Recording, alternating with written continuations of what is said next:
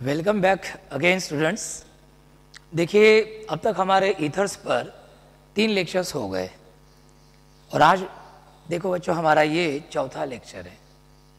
जैसे कि आपको मालूम है कि लास्ट लेक्चर में हमने methods of preparation of ethers चालू किया था। आज हमें ईथर्स की दूसरी मेथड ऑफ प्रिपरेशन देखनी है और इसका नाम है बच्चों विलियमसन्स कंटिन्यूअस इथेरिफिकेशन प्रोसेस। जैसे मैंने आपको पिछले लेक्चर में बताया था कि विलियमसन का बहुत सारा योगदान है ईथर इस फील्ड में। जैसे उसने वो पहली मेथड हमें दी थी विलियमसन्स ऑफ ईथर, वैसे ये भी मेथड हमें विलियमसन ने दी।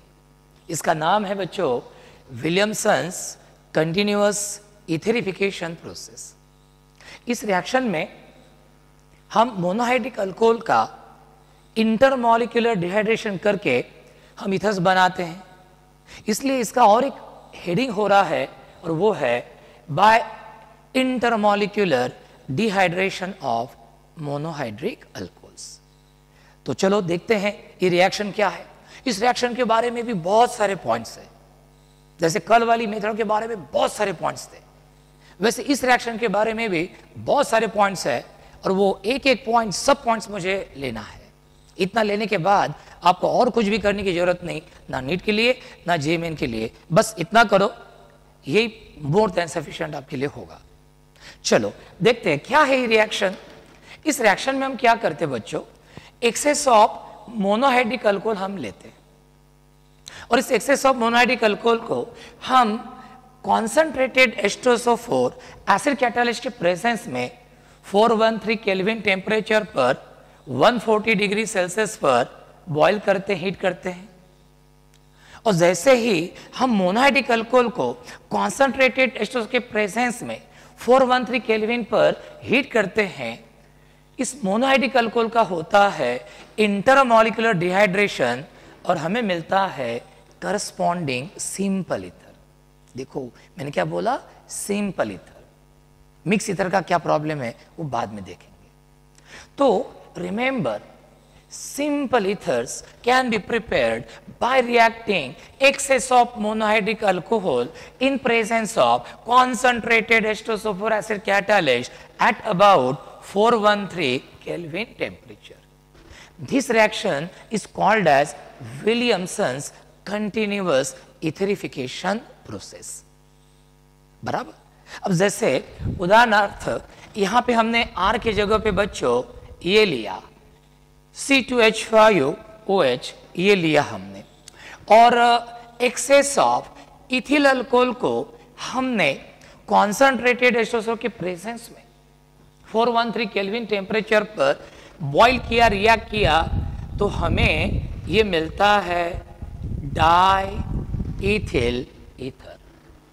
So diethyl ether can be prepared by heating excess of ethyl alcohol in presence of concentrated H2SO4 at about 413 Kelvin temperature.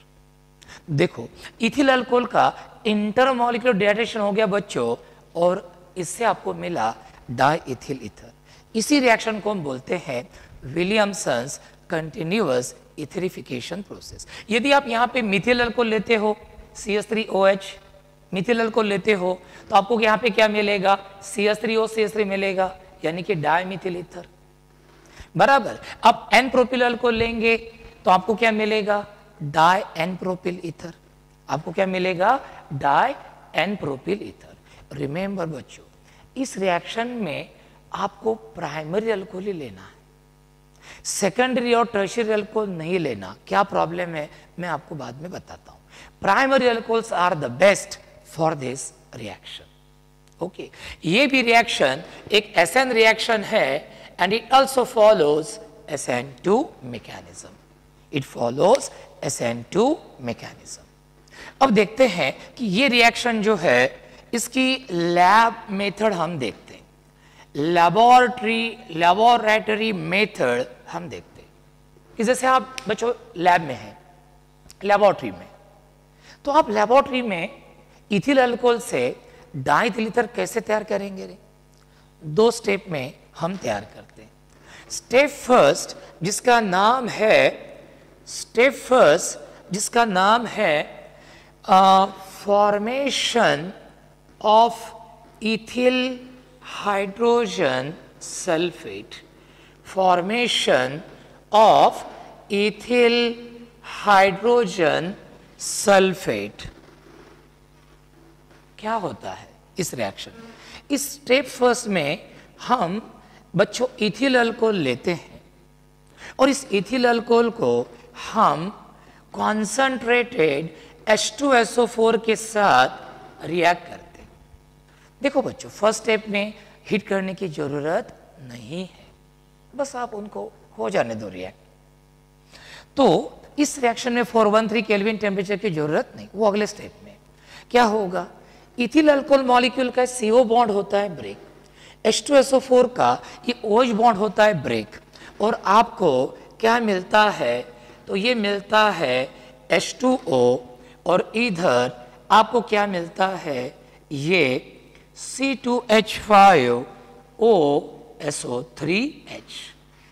बच्चों, इस कंपाउंड का क्या नाम है? इस कंपाउंड का ethyl hydrogen sulphate, ethyl hydrogen sulphate. तो आप इथिल अल्कोहल और कॉन्संट्रेटेड H2SO4 के इक्वल वॉल्यूम्स आप लो, और इन दोनों के इक्वल वॉल्यूम्स लेके उनको रिएक्ट होने दो, तो आपको मिलेगा इथिल हाइड्रोजन सल्फेट। तो बच्चों, ये हो गई हमारी step first, formation of ethyl hydrogen sulphate. अब हम लेंगे स्टेप सेकंड, और स्टेप सेकंड है formation of diethyl ether, formation of diethyl ether. अब क्या करेंगे बच्चों? अब हम क्या करेंगे? अब हम ये जो इथिल हाइड्रोजन सल्फेट सॉल्ट मुझे मिला, मुझे ये जो इथिल हाइड्रोजन सल्फेट सॉल्ट मुझे जो मिला, अब ये इथिल अल्कोहल के सेकंड मॉलिक्यूल के साथ क्या होते हैं? रिएक्ट। देखो, यहां पे फर्स्ट अल्कोहल मॉलिक्यूल रिएक्ट हो गया था, और यहां पे सेकंड अल्कोहल मॉलिक्यूल क्या हो गया? रिएक्ट। अब जैसे ये दोनों, और ये आप क्या लीजिए, अब आप इस इथिल हाइड्रोजन सल्फेट सॉल्ट को large access of ethyl alcohol के साथ रिएक्ट होने दीजिए। क्या होगा? ये OSO3H ग्रुप और ये H कंबाइन होके क्या तैयार करते हैं? H2SO4, और फिर आपको मिलता है C2H5OC2H5, यानी आपको क्या मिला? C2H5OC2H5, आपको मिला डाइइथिल ईथर। बच्चों ध्यान रखना, फर्स्ट स्टेप में इथिल अल्कोहल का CO बॉन्ड ब्रेक होता है, सेकंड स्टेप में इथिल अल्कोहल का OH बॉन्ड ब्रेक होता है। हालांकि इतनी बारीक बारीक छोटी छोटी बातें वो आपको पूछते नहीं, नीट में आपको ज्यादातर कॉन्सेप्चुअल बातें पूछते हैं, लेकिन कुछ बच्चे बहुत क्यूरियस रहते हैं, सर पहले अल्कोहल का कौन सा बॉन्ड ब्रेक होता है, दूसरे अल्कोहल मॉलिक्यूल का कौन सा होता है? इसलिए मैं बता रहा हूं कि पहले अल्कोहल मॉलिक्यूल का CO बॉन्ड और दूसरे अल्कोहल मॉलिक्यूल का कौन सा बॉन्ड ब्रेक होता है? OH bond. देखो हमें क्या मिला? ये मिला हमें डाइइथिल ईथर। तो ये जो रिएक्शन ये होगी बच्चों लैब मेथड, दो स्टेप वाली है। Step first formation of ethyl hydrogen sulphate, and step second formation of diethyl ether. तो ये हो गया लैब मेथड के बारे में। अब हमें इस रिएक्शन का क्या देखना है? मैकेनिज्म। इस रिएक्शन का हमें क्या देखना है बच्चों? मैकेनिज्म। तो चलो इस रिएक्शन का मैकेनिज्म आप देखेंगे तो इस रिएक्शन का मैकेनिज्म जो है वो है 3 स्टेप्स का। इस रिएक्शन का जो मैकेनिज्म है वो है 3 स्टेप्स का। और स्टेप फर्स्ट क्या है?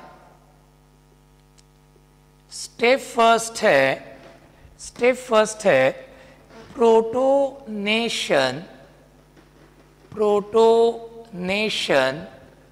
Of alcohol, protonation of alcohol, या आप इसको फॉर्मेशन ऑफ प्रोटोनेटेड अल्कोहल ये भी बोल सकते हैं। अब स्टेप फर्स्ट में क्या होता है, देखो ये हमारा जो है CH3 CH2OH, ये इथिल अल्कोहल का पहला मॉलिक्यूल है, ऑक्सीजन पर 2 लोन पेयर है। अब ये H पॉजिटिव आयन है, कहाँ से आया रे ये, फ्रॉम एसिड कैटालिस्ट। कहाँ से आया ये, from acid catalyst. First step ये एक फास्ट स्टेप है बच्चों, क्योंकि इसमें बॉन्ड फॉर्म होने वाला है, and formation of bond is an exothermic process, spontaneous process. ये एसिड कैटालिस्ट H2SO4 का जो H पॉजिटिव आयन है, ये ऑक्सीजन के लोन पेयर पर करता है अटैक। ऑक्सीजन भी अपनी लोन पेयर उस प्रोटॉन को क्या करता है, डोनेट। और ये देखो प्रोटॉन को क्या किया उसने, डोनेट की। एक ही लोन पेयर बची, एक लोन पेयर इसको दे दी, इसका तो फायदा हो गया, हाइड्रोजन का पॉजिटिव चार्ज निकल गया, लेकिन अब वो पॉजिटिव चार्ज किस पर आएगा, ऑक्सीजन पर। देखो अल्कोहल ने प्रोटॉन को एक्सेप्ट किया, यानी अल्कोहल का क्या हो गया, प्रोटोनेशन। और ये देखिए ये मुझे मिला प्रोटोनेटेड अल्कोहल, जहां पे ऑक्सीजन पर पहुंचाज है। ऐसे आयन को आप इन जनरल ऑक्सोनियम आयन भी बोलते हैं बच्चों। तो फर्स्ट स्टेप है प्रोटोनेशन ऑफ अल्कोहल। बहुत बार नीट एग्जाम में ये आपको पूछते हैं कि in the mechanism of Williamson's continuous etherification process the first step is, generally first step आपको पूछते हैं, तो ध्यान में रखना बच्चों, first step is protonation of alcohol. पूछा गया है इसके ऊपर सवाल। अब देखते हैं स्टेप सेकंड। स्टेप सेकंड क्या है, स्टेप सेकंड है nucleophilic attack of second alcohol molecule on protonated alcohol. Nucleophilic attack of second alcohol molecule on protonated alcohol. अब ये जो बच्चों प्रोटोनेटेड अल्कोहल तैयार हुआ, CH3 CH2OH, और इस ऑक्सीजन पर याद से क्या देना है, पॉजिटिव चार्ज। ये हमें कहां पे मिला था रे, स्टेप फर्स्ट में मिला था। इसका एड्रेस क्या है, इसका पता क्या है, स्टेप फर्स्ट। ये स्टेप फर्स्ट से हमने लिया है। अब इस प्रोटोनेटेड अल्कोहल पर जो दूसरा इथिल अल्कोहल मॉलिक्यूल है, अब ये दूसरा मॉलिक्यूल ऑक्सीजन के लोन पेयर के कारण it behaves as a nucleophile, it behaves as an electron rich species. और ये second alcohol molecule protonated alcohol molecule पर क्या करता है, अटैक। और बच्चों ध्यान रखना, ये जो सेकंड अल्कोहल मॉलिक्यूल का प्रोटोनेटेड अल्कोहल पर जो न्यूक्लियोफिलिक अटैक है, ये इस रिएक्शन की स्लो और रेट डिटरमिनिंग स्टेप है। क्या है, स्लो और रेट डिटरमिनिंग स्टेप है। देखो मैंने रिवर्सिबल एरो से दिखाया, और देखो इस स्लो रेडियम स्टेप में कितने रिएक्टिंग स्पीसीज हिस्सा ले रहे हैं, 2 ले रहे हैं। इसलिए ये रिएक्शन SN2 रिएक्शन का एग्जाम्पल है। अब क्या होगा, ऑक्सीजन पर पहुंचाज है, आपको मालूम है ऑक्सीजन इलेक्ट्रोनेगेटिव एटम है, उसको पहुंचाज पसंद नहीं होता। अब आया पॉजिटिव चार्ज तो निकाल लेता है, वो कैसे, ऑक्सीजन CO बॉन्ड के इलेक्ट्रॉन पेयर को अपने तरफ खींच लेगा, इलेक्ट्रॉन पेयर ऑक्सीजन के पास चली जाएगी, और ऑक्सीजन जो है इसके पास अपनी 2 लोन पेयर आ जाएगी, ऑक्सीजन का पहुंचाज गायब, बराबर। और जैसे जैसे इलेक्ट्रॉन पेयर इधर आती है, इस पर कौन सा चार्ज आता है बच्चों, पॉजिटिव। और जैसे इसके ऊपर पहुंचाज आता है, ये सेकंड इथिल अल्कोहल मॉलिक्यूल का ऑक्सीजन अपनी लोन पेयर उस पॉजिटिवली चार्ज कार्बन को देके उसके साथ क्या करता है, बॉन्ड फॉर्म करता है, उसके साथ वो क्या करता है, बॉन्ड फॉर्म करता है। तो मुझे क्या मिलेगा, देखो ऐसे मिलेगा CH3 CH2 बराबर है, ये O, ये H मैं नीचे लिखता हूं, आगे मैं ये लिखता हूं। अब ये O इसके साथ बॉन्ड फॉर्म करेगा ना लोन पेयर देके, तो ये CH2 CH3, एक लोन पेयर बचेगी और एक लोन पेयर गई तो क्या आएगा, पॉजिटिव चार्ज। और इधर ये हमें मिला H2O, ये हमें क्या मिला, H2O। तो CO बॉन्ड ब्रेक हो गया, धीरे धीरे शेयर पर O के तरफ जाती है, इसके ऊपर पॉजिटिव चार्ज। जिस क्षण ये O निकल जाता है इलेक्ट्रॉन पे लेके, H2 फॉर्म होता है, उसी वक्त इस सेकंड इथिल अल्कोहल मॉलिक्यूल का ऑक्सीजन इस कार्बन पर, पॉजिटिव कार्बन पर बैक साइड से क्या करता है, अटैक, और आपको मिलता है ये दूसरा ऑक्सोनियम आयन। तो बच्चों इस सेकंड स्टेप का हेडिंग हो गया nucleophilic attack of second alcohol molecule on protonated alcohol.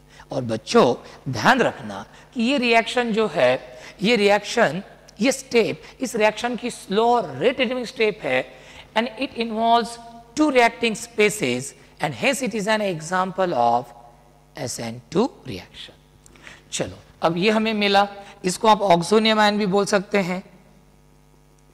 अब स्टेप थर्ड क्या होता है, अब हम लेते हैं step third, deprotonation to give diethyl ether, deprotonation to give diethyl ether. देखो वो स्पेसिस लो जो सेकंड स्टेप में हमें मिली थी, CH3 CH2 O और ये CH2 CH3।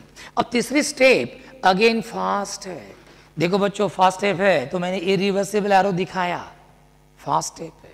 अब क्या होगा, ये जो ऑक्सीजन है जिसके ऊपर कौन सा चार्ज आया है रे, positive, it is in need of electron. तो ये जो गरीब बेचारा हाइड्रोजन है ना, इलेक्ट्रोपॉजिटिव है, इस हाइड्रोजन के OH बॉन्ड के इलेक्ट्रॉन पेयर को ये खींच लेता है, और देखो ये हाइड्रोजन निकल जाएगा एज H पॉजिटिव आयन, यानी जो हमने बच्चों कैटालिस्ट लिया था वो कैटालिस्ट क्या हो गया, रिप्रोड्यूस, ऑक्सीजन का पॉजिटिव गायब हो जाएगा और आपको ये मिलेगा डाइथिल ईथर। क्या मिलेगा आपको, ये डाइथिल ईथर। तो इस तरह ये विलियमसन्स कंटिन्यूअस इथरिफिकेशन रिएक्शन का मैकेनिज्म 3 स्टेप्स का है बच्चों, और इसकी फर्स्ट स्टेप है प्रोटोनेशन ऑफ अल्कोहल जो पूछी जाती है, सेकंड स्टेप स्लो और रेटिंग स्टेप है और 2 रिएक्टिंग स्पेसीज इन्वॉल्व करता है इसलिए SN2 रिएक्शन है, और थर्ड स्टेप जो है वो है deprotonation to give diethyl ether. तो ये हो गया इस रिएक्शन के बारे में, समझ में आया। अब इसके बारे में और मैं आपको बताता हूं, ये रिएक्शन का, यदि आप इस रिएक्शन में अल्कोहल से ईथर चाहते हो तो रिएक्शन मिक्सचर का टेम्परेचर 413 केल्विन रखो, इससे ज्यादा आपने रखना नहीं चाहिए। इससे ज्यादा टेम्परेचर रखा तो ये alcohols they undergo intramolecular dehydration and instead of giving ethers they give corresponding alkenes. Remember बच्चों, इस रिएक्शन का टेम्परेचर 413 केल्विन 140 डिग्री सेल्सियस से ज्यादा नहीं होना चाहिए। ज्यादा रखेंगे alcohols will undergo intramolecular dehydration and they will give corresponding alkyne. Please ये बात आप नोट करके रखिएगा। तो ये हो गया। इस रिएक्शन में हम क्या करते हैं, जैसे अल्कोहल से मुझे ईथर मिल रहा, जैसे मुझे क्या मिल रहा बच्चों, ये अल्कोहल है इधर, और इधर मुझे क्या मिल रहा, ईथर मिल रहा एसिड कैटालिस्ट के प्रेजेंस में, बराबर। अब अल्कोहल का बॉइलिंग पॉइंट कैसा है रे, हाई है, और ईथर का बॉइलिंग पॉइंट कैसा है, लो है।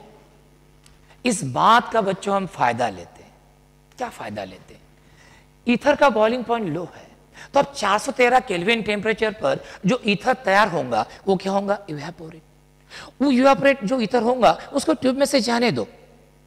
जिस ट्यूब के आजू बाजू में आइस कोल्ड वाटर सर्कुलेट किया होगा, तो जो ईथर वेपर जाएंगी ट्यूब में से, तो आजू बाजू के आइस कोल्ड सराउंडिंग के कारण वो कंडेंस होकर आपको लिक्विड ईथर मिल जाएगा।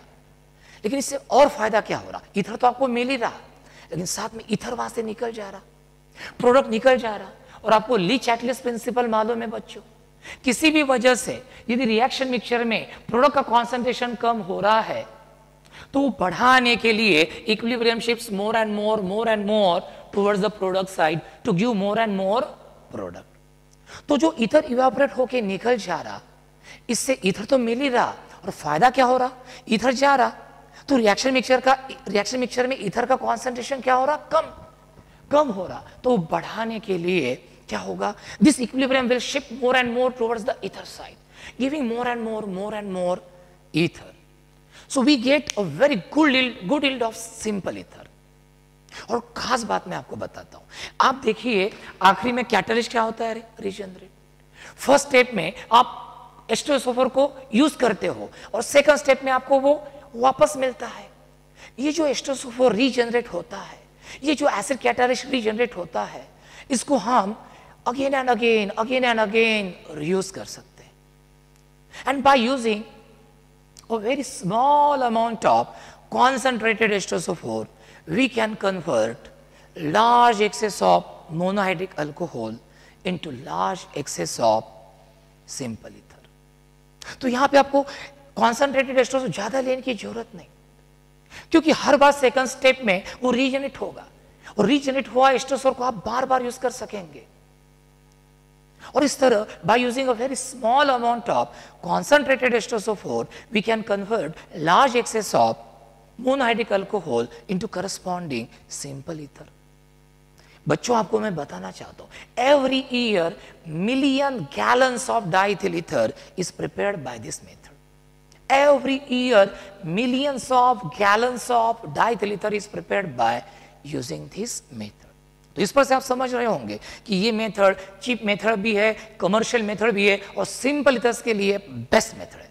और स्मॉल अमाउंट ऑफ H2SO4 लेके आप इस रिएक्शन को, और एक्सेस ऑफ अल्कोहल लेके आप इस रिएक्शन को कंटिन्यू कर सकते हैं for a long time. That's why this reaction is called as Williamson's continuous etherification process. तो ये हो गया विलियमसन्स कंटिन्यूअस इथेरिफिकेशन प्रोसेस। बच्चों आपके सामने ये मैकेनिज्म है, आप इसको अच्छे से देख लीजिएगा, एक बार, दो बार, तीन बार देख लीजिए, लिखने की प्रैक्टिस कीजिए आपके नोटबुक में। बस आप देख रहे हैं ऐसा नहीं, केमिस्ट्री ये लिखने का सब्जेक्ट है। ऑर्गेनिक केमिस्ट्री में रिएक्शन लिख के देखनी पड़ती है, तभी इसमें कॉन्फिडेंस आता है बच्चों, बराबर। तो ये हो गया mechanism of Williamson's continuous etherification process. अब मैं आपको इसकी लिमिटेशंस भी बताता हूं। जैसे कोई भी इंसान लो, कोई भी इंसान 100% अच्छा नहीं होता, 100% वो बुरा भी नहीं होता। एक्चुअली हर इंसान अच्छे बुरे का क्या होता है? मिश्रण होता है। जब तक बच्चे अच्छे बिहेव करते हैं, टीचर अच्छा रहता है। किसी बच्चे ने मिस्चियस ने चालू कर दिया, गड़बड़ चालू कर दी, टीचर गुस्सा होता है, टीचर बुरा होता है। बराबर है कि नहीं? इसी तरह इस रिएक्शन का एडवांटेज ये है कि this reaction is the best reaction for the preparation of simple ether. लेकिन इस रिएक्शन का लिमिटेशन भी आप सुन लो। इस रिएक्शन में आपने सिर्फ और सिर्फ प्राइमरी अल्कोहल ही लेने चाहिए, because they do not undergo intramolecular dehydration easily. इसलिए वो रिएक्शन इजीली देते हैं और हमें ईथर अच्छे से मिलता है। सेकेंडरी अल्कोहल और टर्शियरी अल्कोहल को इस टेम्परेचर पर यदि आप कॉन्सेंट्रेटेड H2O के प्रेजेंस में करते हैं, तो दे undergo intramolecular dehydration and instead of giving ethers they give corresponding alkenes. They give corresponding alkenes. इसलिए इस रिएक्शन में आपने टर्शियरी अल्कोहल बिल्कुल लेना नहीं चाहिए। ईथर आपको मिलता है एज अ माइनर प्रोडक्ट और अल्कीन मिलता है आपको एज अ मेजर प्रोडक्ट। यदि आपने समझ लो ये 3 टर्शियरी ब्यूटिल अल्कोहल मॉलिक्यूल्स लिए और कॉन्सेंट्रेटेड H2SO4 के प्रेजेंस में इस टेम्परेचर पर आपने हीट किया, तो इस टेम्परेचर पर टर्शियरी अल्कोहल का क्या होता है, इंटरमॉलिक्यूलर डिहाइड्रेशन। ये H2 मॉलिक्यूल निकल जाता है और आपको डाई टर्शियरी ब्यूटिल ईथर नहीं मिलता, उसके जगह पे बच्चों आपको क्या मिल गया, isobutyl. So remember, secondary and tertiary alcohols on heating with concentrated H2SO4 at about 413 Kelvin temperature, they give alkenes as the major product and ethers as the minor product. अब जनरली हम मेजर प्रोडक्ट बताते बच्चों, इसलिए tertiary alcohols alkenes देते, ये बोलना आपने, secondary alcohols alkenes देते आपको, ये बोलना है आपको। तो इस तरह से ये हो गया इस रिएक्शन के लिमिटेशन के बारे में। अब लिमिटेशन हमारी हो गई, तो रिमेंबर इस रिएक्शन के लिए अल्कोहल की रिएक्टिविटी ऑर्डर आप क्या बताएंगे, इस रिएक्शन के लिए अल्कोहल की रिएक्टिविटी ऑर्डर आप बताएंगे कि प्राइमरी अल्कोहल्स मोर रिएक्टिव देन सेकेंडरी अल्कोहल्स मोर रिएक्टिव देन टर्शियरी अल्कोहल्स। ध्यान में रखना, क्या रिएक्टिविटी ऑर्डर बताएंगे, primary alcohol more reactive then secondary alcohol more reactive then tertiary alcohol, and among the primary alcohols only, जितना छोटा प्राइमरी अल्कोहल उतनी उसकी reactivity ज्यादा। Methyl alcohol more reactive than ethyl alcohol more reactive than n propyl alcohol. तो ये हो गया इस रिएक्टिविटी के बारे में बच्चों। अब मैं आपको एक नोट करने लायक बात बताता हूं। ये जो कॉन्सेंट्रेटेड H2SO4 के प्रेजेंस में रिएक्शन हो गई, इस वक्त अल्कोहल लिक्विड फेज में रहता है, तो इसको हम बोलते हैं liquid phase intermolecular dehydration of alcohol.